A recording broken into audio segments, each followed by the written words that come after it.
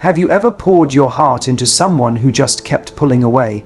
Like no matter how much love, patience, or understanding you gave them, it never seemed to be enough to make them stay, to make them show up, to make them see you. You held space, you gave grace, you tried to love them through the distance, thinking, maybe if I just wait a little longer, they'll come around, and then something inside you finally broke, not out of anger, not even out of resentment, but out of sheer exhaustion.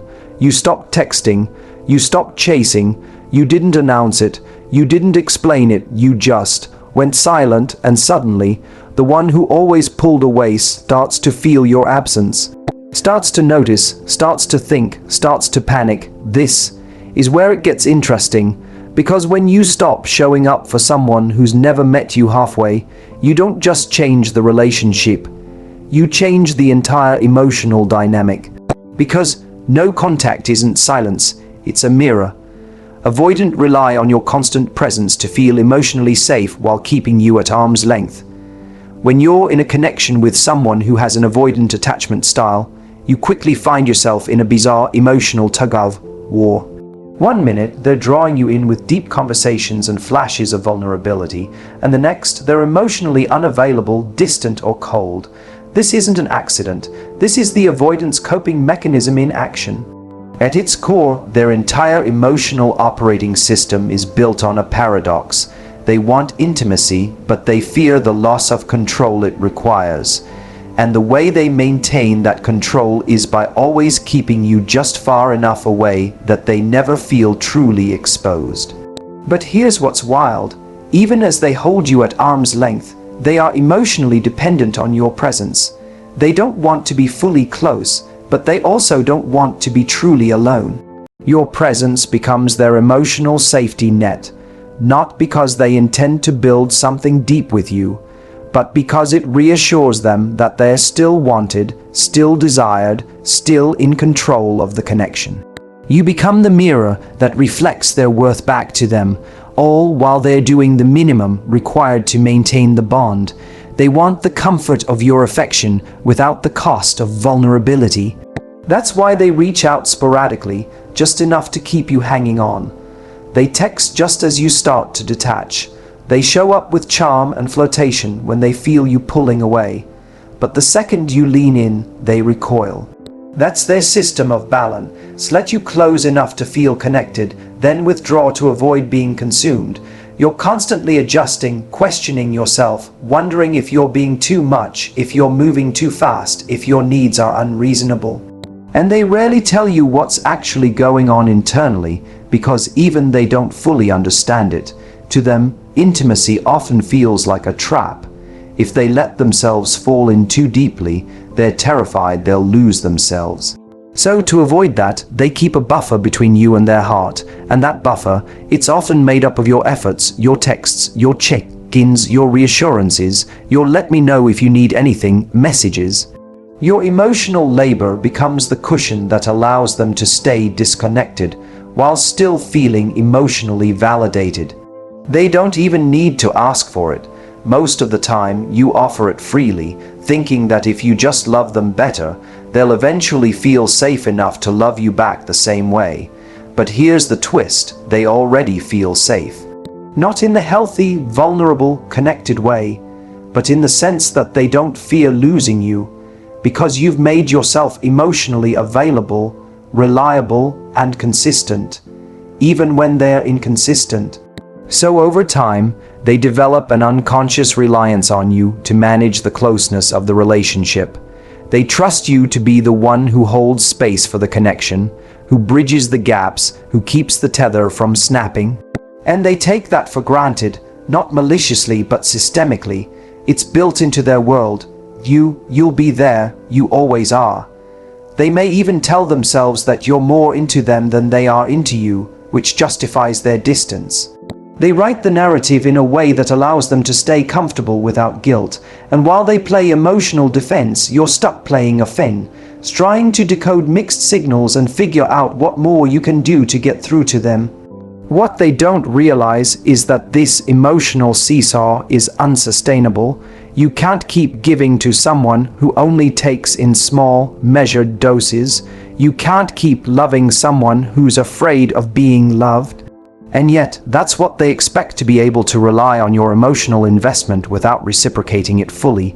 That's their safe zone. They may even convince themselves they are giving, because in their world, any gesture of vulnerability feels massive. But from your side, it's breadcrumbs. Just enough to keep you hopeful, never enough to feel secure. And it's precisely because of your constant presence that they never have to confront the full consequences of their avoidance. They don't have to face what it means to actually lose you, because they've never really had to. Even in conflict, even after long silences or cold behavior, you've always come back. You've always tried again. You've always shown that you care, that you're willing to work through it. That becomes part of the dynamic. One person holding the emotional line, the other dodging it. They need you to be that person because it allows them to remain emotionally unavailable without complete isolation. Your commitment becomes a crutch, and the more consistently you show up, the less urgency they feel to grow, to self-reflect, or to shift the dynamic. Why should they? The relationship keeps running even when they disconnect. There's no crash, just a slow drift, because you keep steering the ship back toward them. But what they don't account for is what happens when that constant presence disappears, when the emotional anchor they've taken for granted gets pulled. When the person who always reached out stops, that's the moment their whole framework breaks. Because as much as they've distanced themselves from vulnerability, they've been depending on your closeness to keep them emotionally afloat. No contact breaks their illusion of control and forces them to feel your absence. When you finally initiate no contact with an avoidant, real, clean, unapologetic no contact, it doesn't just create space. It dismantles the illusion they've been living in, that illusion that they're the one managing the relationship, that they're the one calling the shots on closeness, distance, timing, emotional availability. They've always believed they held the power to control the rhythm of your connection. You want more, they pull back. You pull back, they inch forward. It's like an emotional thermostat they think they have full control over. But when you go no contact, you take the thermostat off the wall and walk away with it. That's where things start to shift, not just for you, but for them. See, they never expected you to leave, not really. In their mind, you might get upset, you might create some distance, but you'll come back. You always have. You always try to understand them, and understanding to them equals availability. It's part of the control. They rely on your empathy to maintain the dynamic, but no contact, that removes that safety net. You're not texting, you're not calling, you're not liking their posts, you're not leaving doors open. And for the first time, they don't know what you're thinking. They don't know if you're still there. They don't know if you're even coming back. This uncertainty creates panic, not always visible, not always immediate, but deep. Because now they have to face something they've skillfully avoided, loss, real loss, not just the idea that you're upset, but the possibility that you're done. The absence becomes louder than your words ever were. Your silence creates a vacuum, and nature hates a vacuum. So does the avoidant. They're used to managing emotions by managing distance, but now they don't have distance, they have emptiness, and it's not something they chose.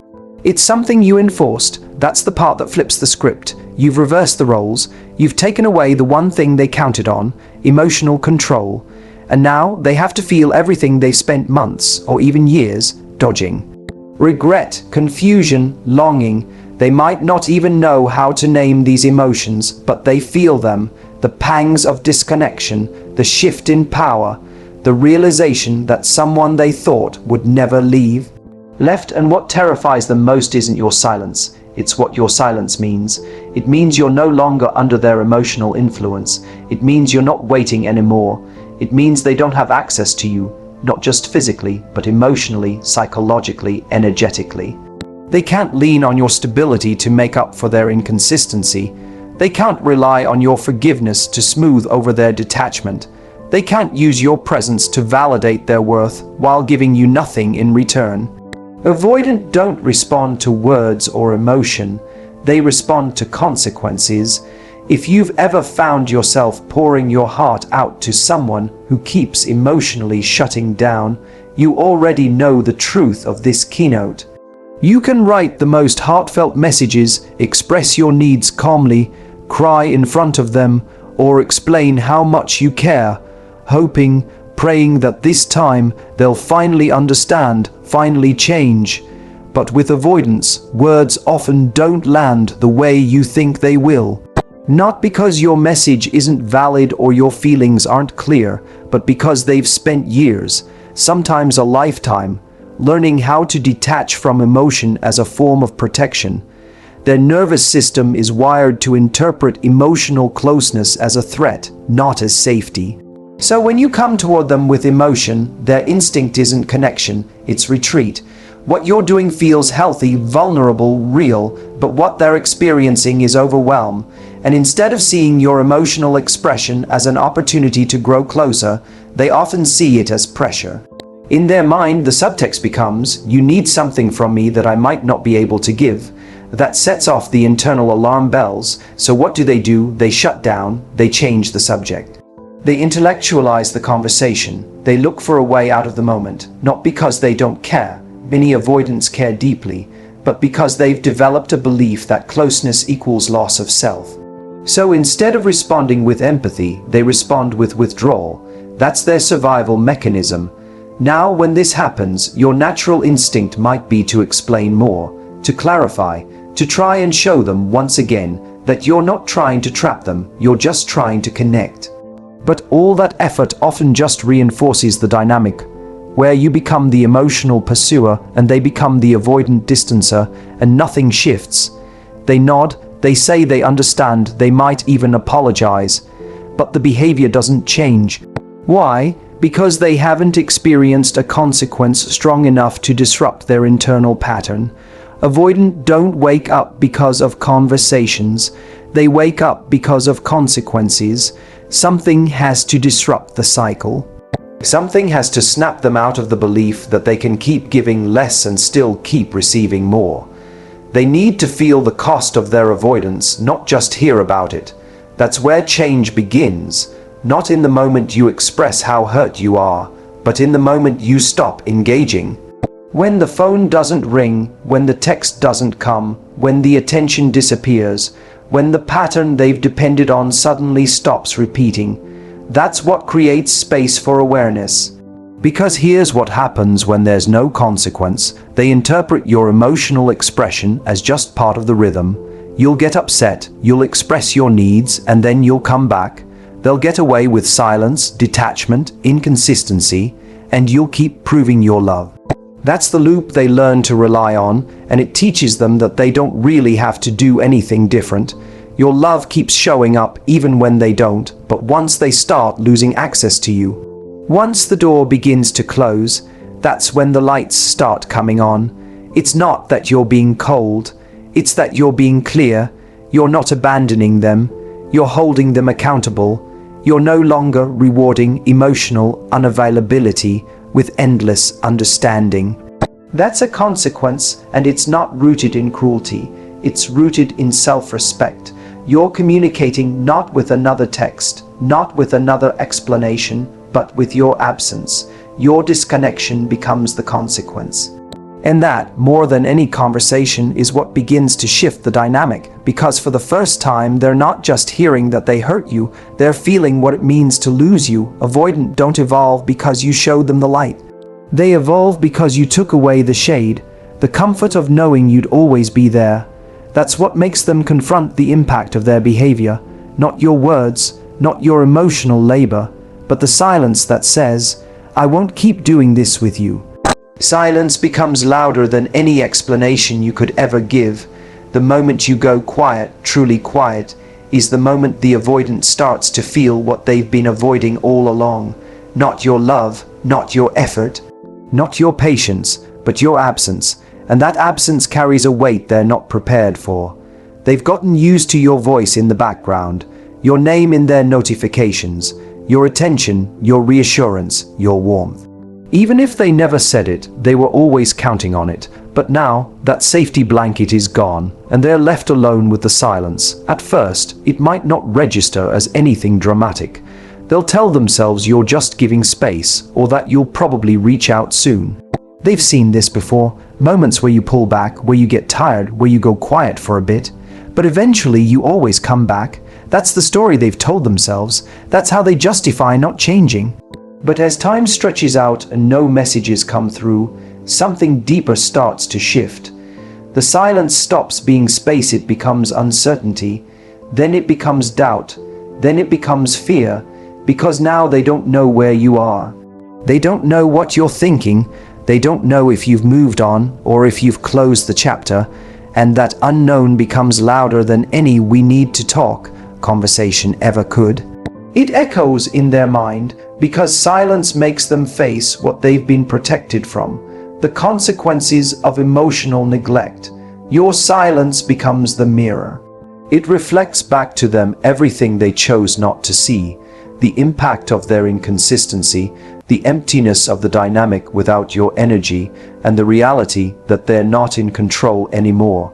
Avoidant are experts at blocking out emotional noise. They know how to tune out intensity.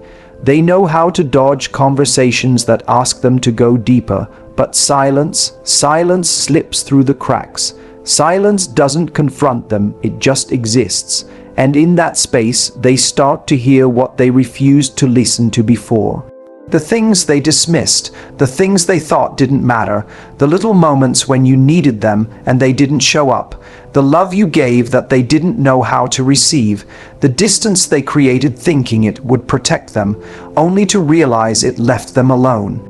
Silence has a way of stripping away illusions. Without your voice filling the space, all that's left is their own, and that voice gets louder. It questions, it replays, it wonders. The silence forces them into their own head, and more importantly, into their own heart. Not because you told them what they did wrong, but because you're no longer available to explain it. That's the difference. You've stopped translating their behavior into something manageable. You've stopped cushioning the emotional impact of their detachment. You've stopped being the one who bridges the emotional gap. And now they're sitting in the space you used to fill, realizing just how big that space really was. This is the part they didn't expect. They thought silence meant disinterest, or that you were playing a game, or that you just needed time. What they didn't realize is that silence wasn't a strategy. It was the consequence of them taking your voice for granted. And now that it's gone, they're starting to understand its value. Not just your words, but your presence. Not just your affection, but your emotional availability. Everything they ignored is now highlighted by its absence. The silence they once found comforting has turned into a reminder of what they've lost. And they are finally starting to hear what you were trying to say all along. Not with words, but with distance. Not with anger, but with quiet. Not with confrontation, but with complete and utter stillness. No contact isn't punishment. It's a powerful boundary that shifts the dynamic. One of the biggest misconceptions about no contact is that it's a form of manipulation or emotional revenge, that by cutting someone off, you're trying to hurt them, get back at them, or force them into chasing you. But in reality, no contact isn't about punishment. It's about power, and not the kind of power that dominates or controls another person. It's the power of reclaiming your self-respect in a dynamic where you've been quietly eroding it for far too long. When you've been entangled with an avoidant, you often don't realize how much of yourself you've compromised just to keep the connection alive. You've softened your needs, walked on eggshells, justified their distance, and convinced yourself that if you just loved them a little more patiently, they'd finally feel safe enough to choose you fully. And when that doesn't happen, you don't always get angry. You get tired, worn down, numb, but even then you keep trying, because part of you believes that if you just hold on long enough, they'll wake up. That's where the need for a boundary becomes non-negotiable. No contact is not about making them feel what you felt. It's about stepping back into your own center and saying, I will no longer make myself small to fit into a connection that doesn't nourish me. It's not about proving a point. It's about protecting your peace. When you go no contact, you're not slamming the door shut in anger. You're quietly closing it out of self-preservation. The shift it creates is seismic. Because until that moment, the avoidant has been operating under the assumption that they can dictate the emotional temperature of the relationship, that they can pull away when it gets too close and re-engage when it feels safe, that they can show up inconsistently and still be met with consistency. But when you go no contact, you remove their ability to control that rhythm.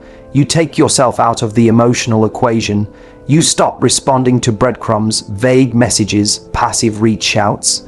You stop filling in the blanks. You stop showing up for someone who's only halfway in, and that boundary, unlike a text, a talk, or a pleak, cannot be negotiated. It's not something they can charm their way around. It doesn't matter if they miss you, or if they're suddenly curious, or if they send a "hope you're doing okay" a message, because the boundary isn't about them anymore. It's about you. It's about healing the part of you that thought love was about waiting, proving, or fixing. It's about teaching yourself that connection without reciprocity isn't connection. It's codependency dressed up as devotion.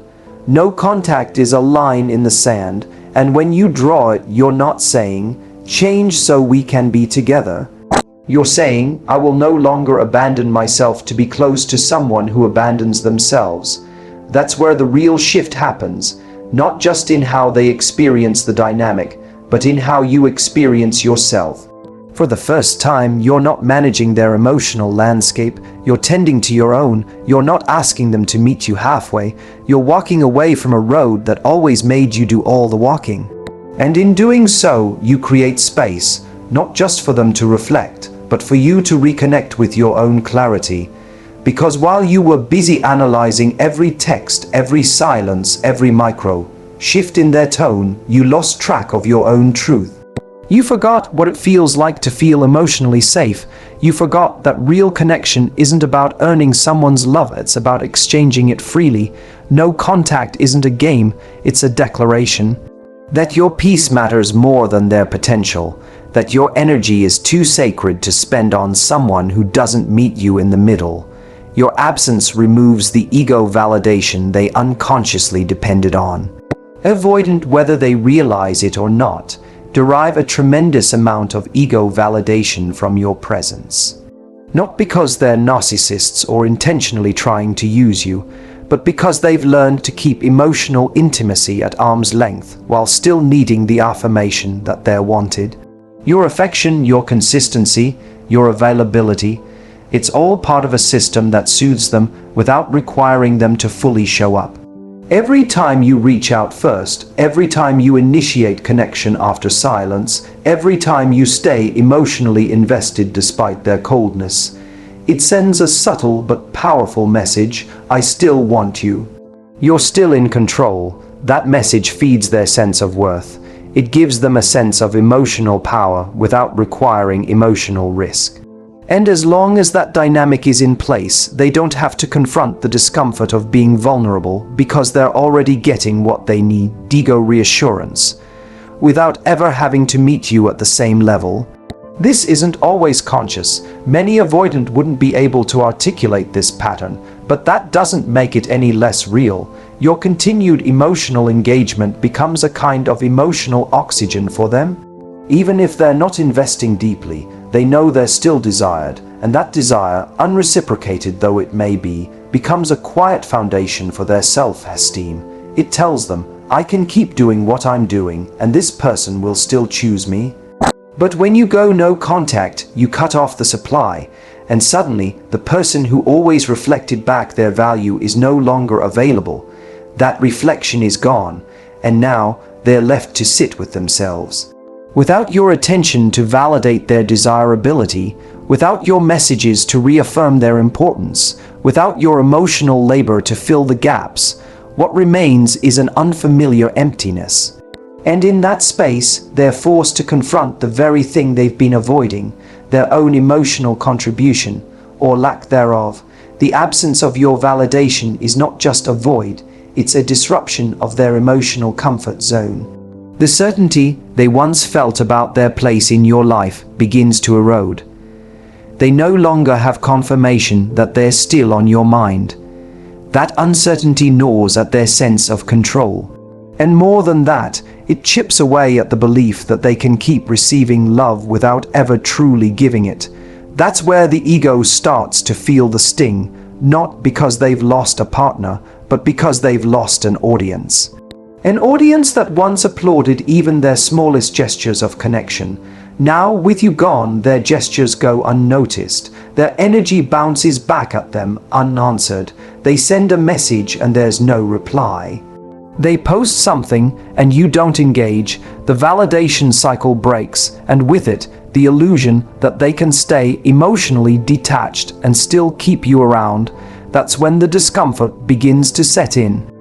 The questions, the reflection, the reckoning with the reality that they weren't just benefiting from your presence, they were depending on it. Because while avoidant often act like they don't need anyone, they quietly build their sense of self-worth around the people who love them most. They just do it from a distance. They take the love but not the intimacy, the support but not the accountability. But when that love disappears, when the person they silently leaned on walks away, the ego doesn't just feel bruised, it feels exposed. And that exposure is what begins to create space for growth. Because only when the comfort of your presence is gone, do they start to realize how much they relied on it. It's not just about missing you. It's about losing the mirror that made them feel okay about who they were, even when they weren't showing up. Your absence reveals the truth, that what they thought was independence was actually dependency in disguise. A dependency not on your love, but on your tolerance, on your forgiveness, on your willingness to stay, even when they gave so little in return. And now that it's gone, they're left to face what they were too afraid to see when you were still there. Avoidant only reflect when the mirror is taken away. It's a strange irony that the more available you are to someone with avoidant tendencies, the less pressure they feel to actually face themselves. Your presence, especially when it's emotionally consistent, can act like a buffer, softening the impact of their own emotional limitations. They know you're there, so they don't have to fully show up. They know you'll check in, so they don't have to initiate. They know you'll make space for their inconsistency, so they never need to be consistent. But as long as you keep reflecting their value back to them, through your patience, your affection, your loyalty, they never actually have to see themselves clearly. The mirror is comforting. It reassures them that they're still wanted, still chosen, still lovable, even when they give less than what the relationship deserves. But what it doesn't do is hold them accountable, because the mirror only reflects back what they want to see. Someone who can keep receiving love without giving too much in return. That reflection allows them to remain emotionally stagnant, and until the mirror is taken away, they rarely feel the need to grow. Why would they? Their current level of engagement still gets them connection, without the discomfort of vulnerability. But when the mirror disappears, when your presence, your validation, your attention suddenly vanish, they're no longer able to avoid themselves. There's no reflection to lean on, no image of themselves being held in someone else's love. All that's left is the silence, the absence, the empty space that used to be filled by your energy, and in that emptiness, the truth begins to echo, because now, for the first time, they're being forced to confront not who they were with you, but who they failed to be. That's when the real reflection begins. It's not instant. Avoidant aren't known for diving straight into emotional introspection, but the discomfort starts to grow. They might feel irritated at first, maybe even defensive. Why'd you disappear? Why are you ignoring me? You could have just said something. But what they're really doing in that moment is scrambling to re-establish the mirror, to get back the reflection that kept them feeling emotionally secure, even when they weren't investing. But if the mirror stays gone long enough, something shifts. They start remembering things differently, not from the position of emotional safety, but from a place of loss. They replay moments when you needed them and they didn't show up. Conversations where you tried to connect and they shut down. Times you asked for more and they made you feel like you were too much. And suddenly, they can't look away from the person they were in the relationship. Because there's no mirror to soften it anymore. There's no emotional presence to distract them from the truth. There's just them, and the reality of their own emotional absence. That's why no contact can be so powerful with an avoidant. It's not about disappearing so they chase you. It's about creating a vacuum, a stillness, a space where their patterns can no longer hide behind your love. When the mirror is gone, the illusion breaks. They see not just your absence, but their role in creating it. And for the first time, the impact of their avoidance isn't just theoretical, it's emotional. They don't just know they pushed you away, they feel it. Reflection doesn't happen when the avoidant feels safe and soothed.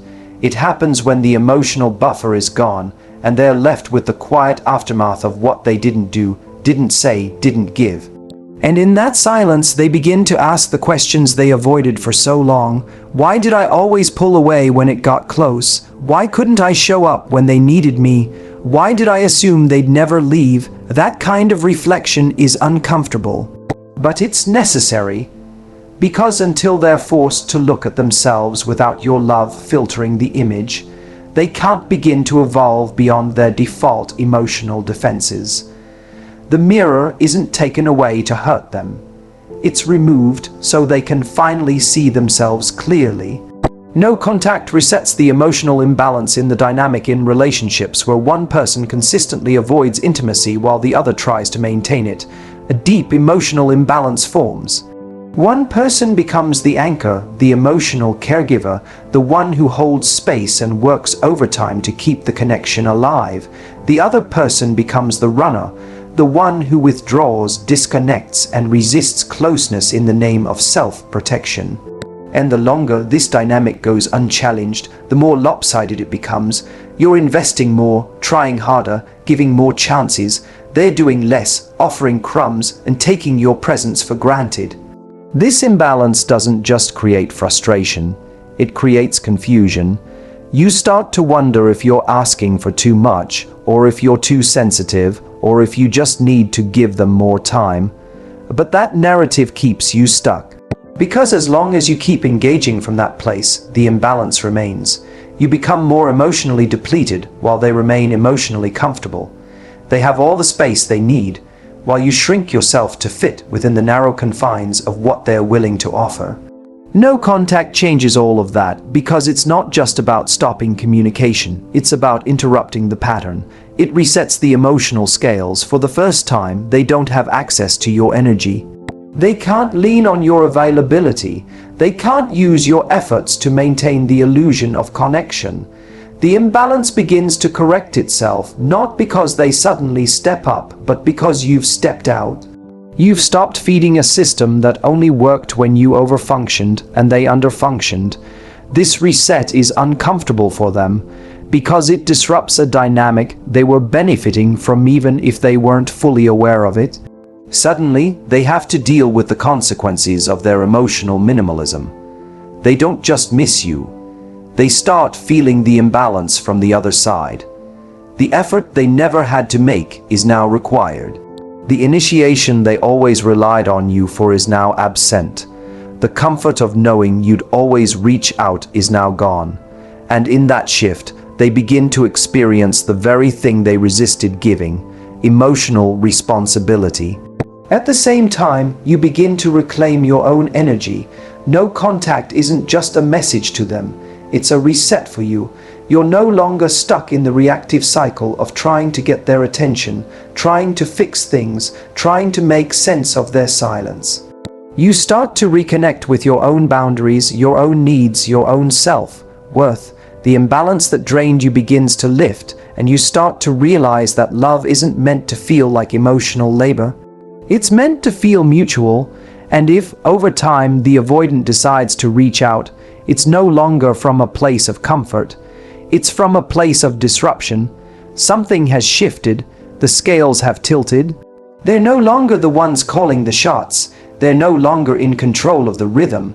They have to show up differently or not at all, and either way, the dynamic is no longer the same. No contact isn't about forcing balance through silence. It's about removing yourself from a system where the imbalance was normalized. It's about refusing to play the role of emotional caretaker to someone who won't meet you halfway. It resets the equation so that if reconnection ever does happen, it's built on new terms. Terms where your presence is no longer assumed, where your love is no longer unconditional without effort, where balance isn't just a hope, it's a requirement. The avoidant's worst fear is not rejection. Its emotional exposure avoidant may appear detached, but deep down, their primary fear isn't losing someone. It's being truly seen and vulnerable. Rejection is painful, but emotional exposure is terrifying. The closer they feel to someone, the more their protective instincts kick in, causing them to shut down or withdraw. No contact strips away their ability to manage that closeness on their own terms. Without you engaging, they're left with the discomfort of their own emotions. This unfiltered experience forces them to face the very vulnerability they've spent their lives avoiding. Your silence introduces consequences to emotional avoidance. Avoidant often behave as if emotional withdrawal carries no price.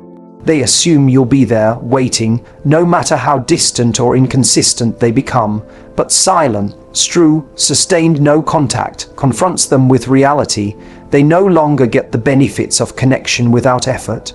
Your absence becomes the first real consequence of their emotional unavailability. It disrupts the pattern and shows them that love without accountability isn't sustainable. So many people misunderstand no contact. They think it's a tactic to get someone back, to make them chase, to win some kind of emotional power game, but it's not. No contact is a boundary that reclaims your self-worth in a relationship where you've been emotionally starving. It's what happens when your heart gets tired of waiting for potential and starts demanding presence. Avoidant don't grow when you love them harder. They grow when they're finally confronted with what life feels like without your love in it. When your emotional generosity, your forgiveness, your loyalty is no longer something they can depend on without effort, no contact resets the pattern. It forces the avoidant to feel what they've never let themselves feel, the consequence of emotional avoidance. The weight of their own absence, the cost of staying comfortable instead of connected, and if they do come back, it's no longer on a foundation of breadcrumbs, it's on a new emotional contract, one where you no longer beg for scraps.